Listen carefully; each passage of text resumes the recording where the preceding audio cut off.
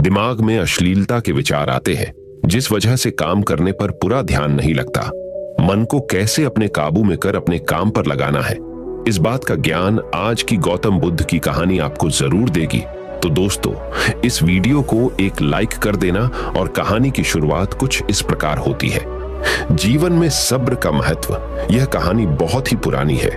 उस समय महात्मा गौतम बुद्ध पूरे भारतवर्ष में घूम घूम कर बौद्ध धर्म की शिक्षाओं का प्रसार कर रहे थे। धर्म प्रचार के सिलसिले में वे अपने कुछ अनुयायियों के साथ एक गांव में घूम रहे थे। काफी देर तक भ्रमण करते रहने से उन्हें बहुत प्यास लग गई थी। प्यास बढ़ती देख उन्होंने एक शिष्य को पास के गांव से पानी लाने के लिए कहा। शिष्य जब गांव में पहुंचा तो उसने देखा कि वहां एक छोटी सी नदी बह रही है, जिसमें काफी लोग अपने वस्त्र साफ कर रहे थे और कई लोग अपने भेस गायों को नहला रहे थे। इस कारण नदी का पानी काफी गंदा हो गया था। शिष्य को नदी के पानी का यह हाल देख लगा कि गुरुजी के लिए यह गंदा पानी ले जाना उचित नहीं होगा। इस तरह वह बिना पानी के ही वापस आ गया। लेकिन इधर गुरुजी का तो प्यास से गला सूखा जा रहा था, इसलिए पुनः उन्होंने पानी लाने के लिए दूसरे शिष्य को भेजा। इस बार वह शिष्य उनके लिए मटके में पानी भरकर लाया।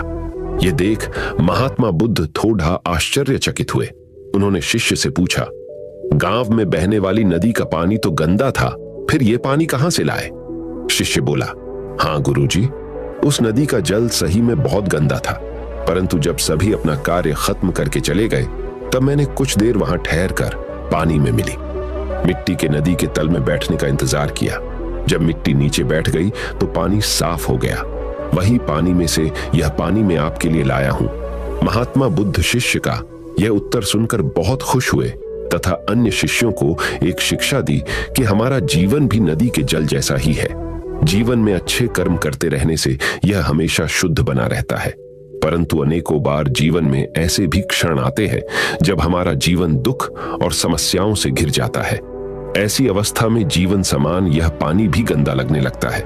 मित्रों, इसलिए हमें जीवन में दुख और बुराइयों को देखकर अपना साहस नहीं खोना चाहिए और धैर्य रखना चाहिए। गंदगी समान ये समस्याएं स्वयं ही धीरे धीरे खत्म हो जाती हैं। दूसरी कहानी, अपने दुखों का कारण आप ही है। एक समय की बात है, भगवान बुद्ध एक नगर में घूम रहे थे। उस नगर के आम नागरिकों के मन में बुद्ध के विरोधियों ने यह बात बैठा दी थी कि वह एक ढोंगी है और हमारे धर्म को भ्रष्ट कर रहा है। इस वजह से वहां के लोग उन्हें अपना दुश्मन मानते थे। जब नगर के लोगों ने बुद्ध को देखा तो उन्हें भला बुरा कहने लगे और बदुआएं देने लगे। गौतम बुद्ध नगर के लोगों की उलाहने शांति से बिना बोलने सुनते रहे। लेकिन जब नगर के लोग उन्हें बोलते बोलते थक गए तो महात्मा बुद्ध बोले, क्षमा चाहता हूं, लेकिन अगर आप लोगों की बातें खत्म हो गई है तो मैं यहां जाऊं। भगवान बुद्ध की यह बात सुन वहां के लोग बाड़ी डेढ़ी आश्चर्यचकित हुए। वही खटेढ़ा एक आदमी बोला, ओह भाई, हम तुम्हारा गुणगान नहीं कर रहे हैं, हम तो तुम्हें गालियां दे रहे हैं, क्या इसका तुम पर कोई असर नहीं होता? बुद्ध बोले, आप सब मुझे चाहे जितनी गालियां दो, मैं उन्हें लूंगा ही नहीं। आपके गालियां देने से मुझ पर कोई असर नहीं पड़ी डेढ़ाता, जब तक कि मैं उन्हें स्वीकार नहीं करता। बुद्ध आगे बोले, और जब मैं इन गालियां को लूंगा ही नहीं तो यह कहां रह जाएगी? निश्चित ही आपके पास। मित्रों, बुद्ध के जीवन का यह छोटा सा प्रसंग हमारे जीवन में एक नया परिवर्तन ला सकता है, क्योंकि बहुत से लोग अपने दुखों का कारण दूसरों को मानते हैं, जो कि अच्छी बात नहीं है। ऐसा कर हम स्वयं के लिए गड़रहा खोद रहे होते हैं। यह सब हम पर निर्भर है कि हम लोगों के नेगेटिव बातों को कैसे लेते हैं, उन्हें स्वीकार कर रहे हैं या नकार रहे हैं। तीसरी कहानी, इस दुनिया में कोई गरीब नहीं। एक समय की बात है, भगवान गौतम बुद्ध एक गांव में धर्म सभा को संबोधित कर रहे थे। लोग अपनी विभिन्न परेशानियों को लेकर उनके पास जाते और उसका हल लेकर खुशी खुशी वहां से लौटते। उसी गांव के सड़ैढक के किनारे एक गरीब व्यक्ति बैठा रहता तथा महात्मा बुद्ध के उपदेश शिविर में आने जाने वाले लोगों को बड़े ध्यान से देखता। उसे बड़ा आश्चर्य होता कि लोग अंदर तो बड़े दुखी चेहरे लेकर जाते हैं, लेकिन जब वापस आते हैं तो बड़े खुश और प्रसन्न दिखाई देते हैं। उस गरीब को लगा कि क्यों ना वो भी अपनी समस्या को भगवान के समक्ष रखे। मन में यह विचार लिए वह भी महात्मा बुद्ध के पास पहुंचा। लोग पंक्तिबद्ध खड़े होकर अपनी समस्या को बता रहे थे। जब उसकी बारी आई तो उसने सबसे पहले महात्मा बुद्ध को प्रणाम किया और फिर कहा, भगवान, इस गांव में लगभग सभी लोग खुश और समृद्ध है, फिर मैं ही क्यों गरीब हूं? इस पर उन्होंने मुस्कुराते हुए कहा, तुम गरीब और निर्धन इसलिए हो क्योंकि तुमने आज तक किसी को कुछ दिया ही नहीं। इस पर वह गरीब व्यक्ति बड़ा आश्चर्यचकित हुआ और बोला, भगवान, मेरे पास भला दूसरों को देने के लिए क्या होगा? मेरा तो स्वयं का गुजारा बहुत मुश्किल से हो पाता है। लोगों से भीख मांगकर अपना पेट भरता हूं। भगवान बुद्ध कुछ देर शांत रहे, फिर बोले, तुम बड़े अज्ञानी हो। औरों के साथ बांटने के लिए ईश्वर ने तुम्हें बहुत कुछ दिया है। मुस्कुराहट दी है जिससे तुम लोगों में आशा का संचार कर सकते हो। मुख दिया है ताकि लोगों से दो मीठे शब्द बोल सकते हैं, उनकी प्रशंसा कर सकते हो। दो हाथ दिए हैं, लोगों की मदद कर सकते हो। ईश्वर ने जिसको ये तीन चीजें दी है वह कभी गरीब और निर्धन हो ही नहीं सकता। निर्धनता का विचार आदमी के मन में होता है। ये तो एक भ्रम है, इसे निकाल दो।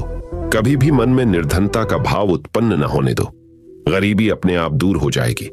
भगवान बुद्ध का संदेश सुनकर उस आदमी का चेहरा चमक उठा और उसने इस उपदेश को अपने जीवन में उतारा, जिससे वह फिर कभी दुखी नहीं हुआ। चौथी कहानी, अहंकार का उपहार। महात्मा बुद्ध के पास सेठ रतनचंद दर्शन को आए तो साथ में ढेरों सामग्री उपहार स्वरूप लाए। वहां उपस्थित जनसमूह एक बार तो वाह वाह कर उठा। सेठ रतनचंद का सिर तो गर्व से तना जा रहा था। बुद्ध के साथ वार्तालाप प्रारंभ हुआ तो सेठ ने बताया कि इस नगर के अधिसंख्य चिकित्सालयों, विद्यालयों और अनाथालयों का निर्माण मैंने ही कराया है। आप जिस सिंहासन पर बैठे हैं वह भी मैंने ही भेंट किया है, आदि आदि। कई दान सेठ जी ने गिनवा दिए। सेठ जी ने जब जाने की आज्ञा चाही तो बुद्ध बोले, जो कुछ साथ लाए थे सब यहां छोड़ डाक कर जाओ। सेठ जी चकित होकर बोले, प्रभु, मैंने तो सब कुछ आपके समक्ष अर्पित कर दिया है। बुद्ध बोले, नहीं, तुम जिस अहंकार के साथ आए थे उसी के साथ वापस जा रहे हो। ये सांसारिक वस्तुएं मेरे किसी काम की नहीं। अपना अहम यहां त्याग कर जाओ, वही मेरे लिए बड़ेढ़ा उपहार होगा। महात्मा बुद्ध का यह कथन सुनकर सेठ जी उनके चरणों में नतमस्तक हो गए।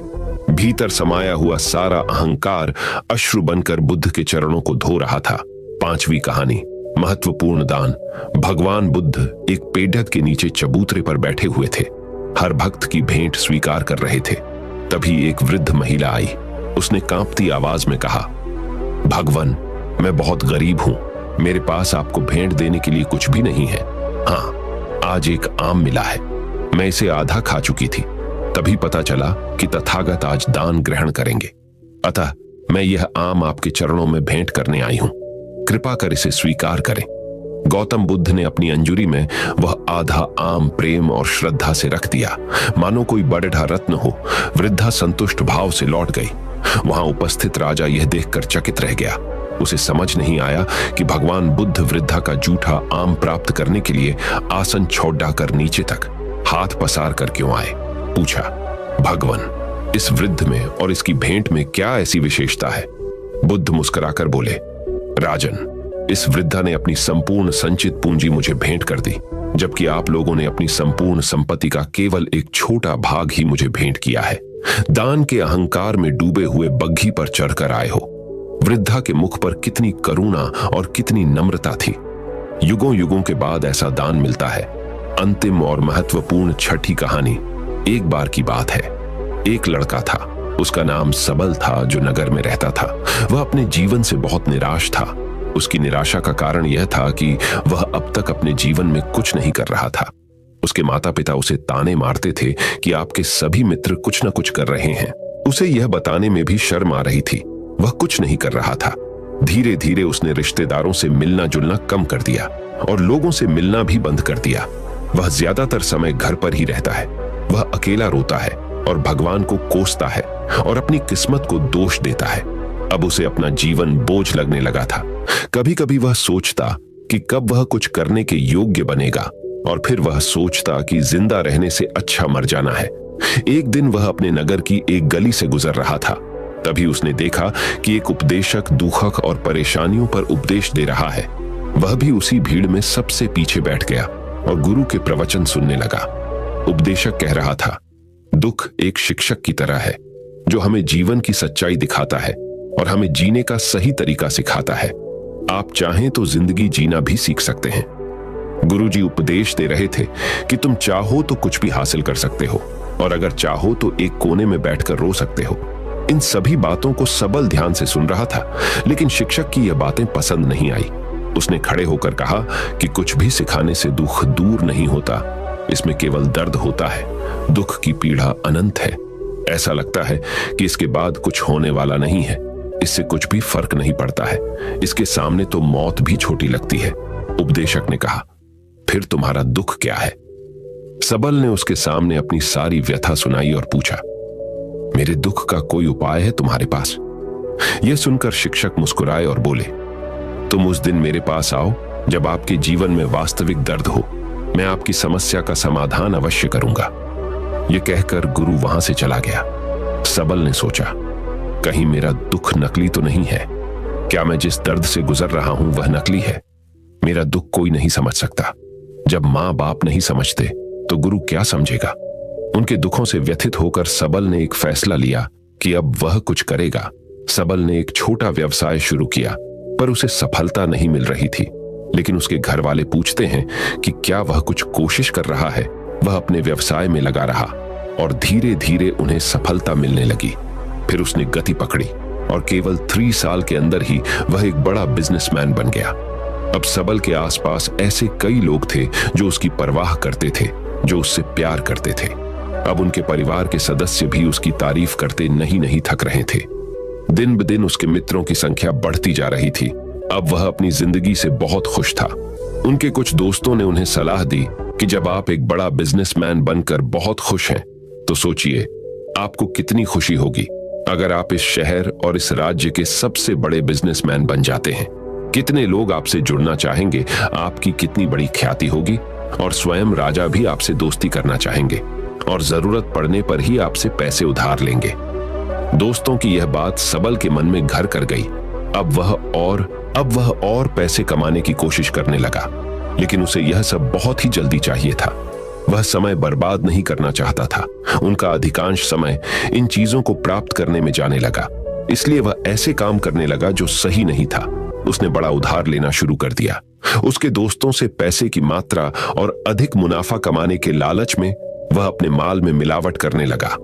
उसने अन्य व्यापारियों के खिलाफ भी साजिश रची और उन्हें डराया धमकाया, जैसा उसके दोस्त कहते थे वैसा ही करता था। वह इन तरीकों से ज्यादा पैसा कमा रहा था, पर अब उसके जीवन में पहले जैसा चैन न था। उनके मन की शांति गायब हो गई थी और वह रात को सो नहीं पाता था। वह हंगामे में रहता था। वह सब कुछ पाकर भी उन्हें किसी चीज में सुख नहीं मिल रहा था। एक दिन सबल अपनी गाड़ी में कहीं जा रहा था, तभी रास्ते में उन्हें उपदेशक का आश्रम दिखाई दिया।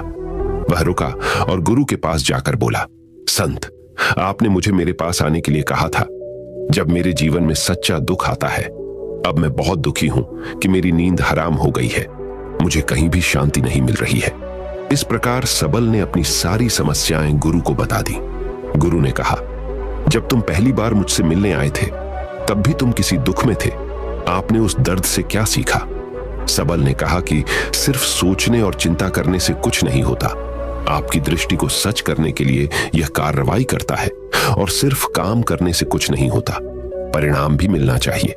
जब आपको लगता है कि आपका लक्ष्य हासिल नहीं होने वाला, तब राह में चाहे कितनी भी मुश्किलें आ जाएं, मन कितना भी निराश क्यों ना हो, कितना भी लगता हो कि अब कुछ नहीं होने वाला है, तभी विश्वास करें, मैं जो भी कर रहा हूं उसमें अवश्य सफल होऊंगा। खुद पर ध्यान दो, लोगों पर नहीं। लोग केवल सफल लोगों का सम्मान करते हैं। कोई कितना भी अच्छा क्यों ना हो, वह हमेशा लोगों की नजरों में बोझ बने रहते हैं। यह सब सुनकर उपदेशक मुस्कुराया और बोला, जब आपके पास है तो यह वास्तविक दुख नहीं है। अपने जीवन में वास्तविक दुख आए तब मेरे पास आओ, मैं उसे ठीक कर दूंगा। सबल ने जाते समय साधु को सोने के सिक्कों से भरा घड़ा भेंट किया। घड़े को देखकर गुरु ने कहा कि यह मेरे किसी काम का नहीं है, उस पेड़ के नीचे गड्ढा खोद कर गाड़ दो। सबल ने घड़े को पेड़ के नीचे दबा दिया, जैसा कि गुरु ने बताया, और वहां से चला गया। कुछ दिनों से कारोबार ठीक चल रहा था, लेकिन व्यापार के गलत तरीके के कारण धीरे धीरे उस व्यापार में घाटा होने लगा। उसकी सारी दौलत धीरे धीरे खत्म होने लगी और एक दिन ऐसा भी आया जब उसके पास कुछ भी नहीं बचा और उस पर कर्ज का बोझ चढ़ गया था। परंतु वह निश्चिंत था, क्योंकि उसने अपना सारा कर्ज अपने दोस्तों से लिया था। उसने सोचा कि उसके दोस्त बुरे वक्त में उनके साथ खड़े रहेंगे, लेकिन ऐसा कुछ नहीं हुआ। जैसे ही बुरा वक्त आया, दोस्त पहले उससे कर्ज मांगने लगे। अगर उसने कर्ज नहीं लौटाया, उन्होंने उसे जान से मारने की धमकी भी दी। उनके सभी शुभचिंतक और प्रियजन उससे दूर हो गए। उसके दोस्त, जो उसके साथ मस्ती किया करते थे, अब उससे दूर भाग रहे थे। उसका परिवार उसकी गलतियां और कमियां गिनने लगा। उनकी सारी संपत्ति नीलाम कर दी गई और उसके पास कुछ भी न बचा। जब उसने अपने पिता से मदद मांगी, पिता ने कहा कि मेरे पास थोड़ी सी संपत्ति है, मैं तुम्हारी मां को क्या कहूंगा? अगर मैं तुम्हें दे दूं, यह संपत्ति हमारा अंतिम उपाय है। सबल के मन में गहरा दुख छा गया। उसके आसपास कोई नहीं था जो उनके दुख को समझ सके, जो उसे संभाल सके। जनता के इस विश्वासघात के कारण वह अंदर से टूट चुका था। वह सोचने लगा कि अब जीने का क्या मतलब है, अब मौत ही मेरा सहारा है। वह आत्महत्या करने के लिए पहाड़ी पर जा रहा था। तब से उसे याद आया कि उस शिक्षक ने उससे कहा था, मेरे पास आओ जब तुम्हारे जीवन में वास्तविक दुख हो। सबल गुरु के पास गया और अपनी सारी व्यथा सुनाई। आंखों में आंसू लिए उसने कहा, हे गुरुजी, मेरे दुख का निवारण कीजिए। गुरु ने कहा, जब जीवन में असली दुख होता है तब मेरे पास आ जाना, मैं इसे जरूर ठीक करूंगा। सबल ने कहा कि यह क्या हो रहा है? मेरी जिंदगी में अभी दुख नहीं है, तो आखिर असली दुख क्या है? गुरुजी ने सबसे कहा कि पहले आप मुझे बताओ, आपने अपने दुख से क्या सीखा? सबल ने कहा कि मैंने वह सीखा जो लोग हमारे जीवन में आते हैं, वह हमारी सफलता और प्रगति के कारण वो हमें धोखा जरूर देंगे, क्योंकि बुरे समय में वे हमारे साथ नहीं खड़े होंगे। वे अच्छे समय में ही हमारा फायदा उठाएंगे और बुरे समय में हमें छोड़ देंगे। उन लोगों पर ही भरोसा करें जो हमारे बुरे समय में हमारे साथ खड़े रहते हैं, लेकिन ऐसे लोग बहुत कम होते हैं। लेकिन जिनके पास है, उन्हें उनकी सराहना करनी चाहिए, उनका अपमान नहीं करना चाहिए। मैंने कभी भी किसी के खिलाफ साजिश नहीं रखना चाहिए। अपना काम ईमानदारी और धैर्य से करें और कभी लालची मत बनो। अपने सारे दुख दर्द और अनुभव बयां करने के बाद सबल गुरुजी के सामने आंखों में आंसू लिए बैठ गया। कुछ देर बाद साधु उठे और पेड़ के नीचे एक गड्ढा खोदा और घड़ा निकाल लिया जो सोने के सिक्कों से भरा हुआ था। उसने सबल को देकर कहा, मेरे पास आओ जब तुम्हारे जीवन में वास्तविक दुख हो। सबल ने अपने शिक्षक को धन्यवाद दिया और उसे प्रणाम करके चला गया। उस पैसे से उन्होंने एक छोटा सा व्यवसाय शुरू किया। अब वह छोटा व्यापारी बनकर भी खुश हैं। उन्होंने पूरी लगन और ईमानदारी से कारोबार किया। जल्द ही वह अपने शहर का एक बड़ा व्यापारी बन गया। उनका जीवन सुख सुविधाओं से भरा हुआ था। लेकिन कोई कितना भी अच्छा क्यों ना हो, लेकिन जीवन में दुख आता है तो सबल के जीवन में भी दुख आते थे। अपने माता पिता की मृत्यु के रूप में वे दोनों एक ही दिन मर गए। सबल अपने माता पिता से बहुत प्यार करता था, इसलिए उनके निधन से उन्हें गहरा सदमा लगा। वह शवों को ले गया, दोनों को श्मशान घाट ले गया, जहां अंतिम संस्कार किया गया। वहां उसने अपने माता पिता का शव जलता हुआ देखा तो उनका मन बेचैन हो उठा। उसके मन में कई सवाल उठने लगे। वह घर वापस आ गया, इसलिए उसने अपने माता पिता के घर और संपत्ति को देखा, जिसके लिए उनके पिता हमेशा लड़ते रहे। आज जो छूटा पड़ा है, जिन्होंने इसकी देखभाल की, इसके लिए लड़ने वाले इस दुनिया से चले गए। उसके पिता ने जो कुछ कमाया वह सब यहीं रह गया। एक दिन पहले तक उसके पिता मारपीट करते थे किसी के साथ उसकी संपत्ति के लिए। आज वो खुद इस दुनिया से चले गए। उसका मन ऐसे अनेक विचारों के बवंडर में था। वह अंदर से अकेला और डरा हुआ महसूस कर रहा था। वह खाली महसूस कर रहा था। उसे लगा कि कुछ है, वह समझ नहीं सका। इसीलिए वह गुरु के पास गया। उसे देखकर गुरुजी ने कहा, क्या जीवन में कोई दुख है? सबल ने कहा, वैसे तो जीवन में कोई दुख नहीं है, सब कुछ अच्छा चल रहा है, लेकिन आज मेरे माता पिता का देहांत हो गया है।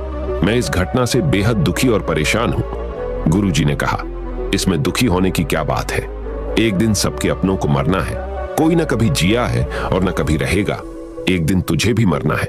शायद तुम कल ही मर जाओगे या आप आज भी मर सकते हो। सबल ने कहा, क्या कह रहे हो गुरु जी? मैं भी मर जाऊंगा, लेकिन मैं अभी जवान हूं। गुरु ने कहा कि सब जी रहे हैं इस भ्रम में कि मृत्यु केवल दूसरों को आती है, बड़ों के पास ही आती है। लेकिन जवान और बूढ़े मर जाते हैं, बच्चे मर जाते हैं। मौत का उम्र से कोई लेना देना नहीं है। यह सभी को प्रभावित करता है। मास्टर जी की ये बातें सबल के मन में घर कर गईं और वह चुपचाप चला गया। लेकिन उसका मन अभी भी बेचैन था। वह खाली महसूस कर रहा था। वह सारा दिन अपने बारे में ही सोचता रहा कि वह कौन है, वह इस दुनिया में क्यों आया है, क्या जीवन का लक्ष्य केवल चीजों को खाना और मरना है। ऐसे कई सवाल उसके दिमाग में लगातार उठ रहे थे, लेकिन उन्हें अपने किसी भी सवाल का जवाब नहीं मिल रहा था और उसका दुख दिन ब दिन बढ़ता ही जा रहा था। इसलिए कुछ दिन बाद वह फिर से गुरुजी के पास पहुंचा और बोला, हे स्वामी, मैं बहुत दुखी हूं क्योंकि मैं यह नहीं जान पा रहा हूं कि मैं कौन हूं और मैं इस दुनिया में क्यों आया। यह सुनकर गुरुजी मुस्कुराए और बोले, आज आपके जीवन में पहली बार सच्चा दुख उत्पन्न हो गया है। यह वास्तव में दुख कहलाने के लायक है। हम नहीं जानते कि हम कौन हैं, हम क्यों आए हैं, क्या करें, कैसे करना है। सबल ने अपने गुरु से कहा कि उसकी दुर्दशा दूर करो। गुरु ने कहा कि हम सभी इंसान हैं, जीवन भर संग्रह करते रहते हैं। सबल ने कहा कि सभी इंसान जीवन भर धन, सम्मान, परिवार, प्रतिष्ठा, मित्र, शत्रु आदि जमा करते हैं। गुरु ने पूछा, क्या हम एकत्रित की गई चीजों में से कुछ भी अपने साथ ले जा सकते हैं? सबल ने कहा, कोई भी इंसान अपने साथ कुछ भी नहीं ले जा सकता, वह सिर्फ अकेला ही जाता है। मेरे माता पिता भी अपने साथ कुछ भी नहीं लेकर गए। सब कुछ धन संपत्ति वैभव सब कुछ यहां पर छोड़ कर गए। शिक्षक ने कहा, अब मेरी बात ध्यान से सुनो। इस संसार में हमें जो संग्रह करना चाहिए वह हम नहीं करते। चीजें हमारे सामने होती हैं, लेकिन हम उन्हें देखने की कोशिश नहीं करते। हमें इस दुनिया में जो कुछ भी इकट्ठा करते हैं वह हम खुद हैं। हमें खुद को जुटाना होगा ताकि जब हम मरें तो हम एकजुट हो सकें और खुद को पहचानने में सक्षम होने के लिए हम अंदर बंटे हुए हैं। हम प्यार, नफरत, गुस्सा, ईर्ष्या में बंटे हुए हैं। क्रूरता, धन, स्थिति, प्रतिष्ठा, सम्मान, पहचान, धर्म, जाति, सैकड़ों हजारों ऐसी चीजों और इच्छाओं में हम विभाजित हैं और टुकड़ों में जीवन जी रहे हैं। इस विभाजन के कारण हमारी चेतना कभी एक नहीं हो सकती। हमारी चेतना शक्ति बिखरी हुई है, इसीलिए हमारे पास इतना समय नहीं है, इतनी ऊर्जा नहीं कि हम मुड़ सकते हैं और अपने भीतर देख सकते हैं। वास्तव में धन, सम्मान और सुविधाओं का अभाव लोग इसे दुख समझते हैं और जीवन भर के लिए जो दुख कहकर रोते रहते हैं और समाधान खोजने का प्रयास करते रहते हैं, उन्हें अपना समाधान कभी नहीं मिलेगा, क्योंकि जिसे लोग दुख कहते हैं वह वास्तविक दुख नहीं है। यह सिर्फ एक आदमी की इच्छा है। उसकी इच्छा कभी पूरी नहीं होती, इसीलिए व्यक्ति को कभी उनके प्रश्नों का समाधान नहीं मिलता। इसलिए इन सबसे परे, यदि आप अपने दुखों का अंतिम समाधान चाहते हैं तो सबसे पहले खुद को समेटो। इस दुनिया से अपनी ऊर्जा वापस ले लो और इकट्ठा करो। अपने आप पर ध्यान केंद्रित करो, स्वयं पर ध्यान दो। अपने मृत्यु से पहले अपने आप को जानने की कोशिश करो, बिखरो मत। सबल ने कहा, तो गुरुजी, क्या हम इस संसार को छोड़ दें? हमारी सभी इच्छाओं को मार देना चाहिए। किसी से प्रेम नहीं करना चाहिए, धन संग्रह नहीं करना चाहिए, सम्मान की आशा छोड़ देनी चाहिए। शिक्षक ने कहा कि भावनाओं और इच्छाओं ऐसे बिखरे हुए मनुष्य में से निकल आओ जैसे कोई पत्थर पहाड़ से गिरे, जिस पर पर्वत का कोई वश नहीं है। सिवाय देखने के परेशान होना और कुछ खोना, वैसे ही बिखरे हुए मनुष्य की इच्छाएं बेकाबू और दर्दनाक हैं। उसका अनियंत्रित मन इच्छा करता रहता है और कल्पना करता रहता है और यह दुख देता है। लेकिन जब एक व्यक्ति अपने मन को एकत्र करता है तो वह जो कुछ भी करता है वह उसके नियंत्रण में होता है। फिर उसकी इच्छा से इच्छाएं भी उत्पन्न होती है। सबल ने कहा कि आपने मेरे असली दुख का समाधान कर दिया। आपका बहुत बहुत धन्यवाद गुरुजी। अब से मैं खुद को समेटने, खुद को तराशने की कोशिश करूंगा। गुरुजी ने कहा कि मानव शरीर में बहुत ऊर्जा और शक्ति है, लेकिन यह फालतू के कामों में बांटा हुआ है, बेकार की बातों में लगा हुआ है। यह एक बहुत ही शक्तिशाली मशीन की तरह है। एक बच्चे के हाथ में रखा जा रहा है और वह बिना सोचे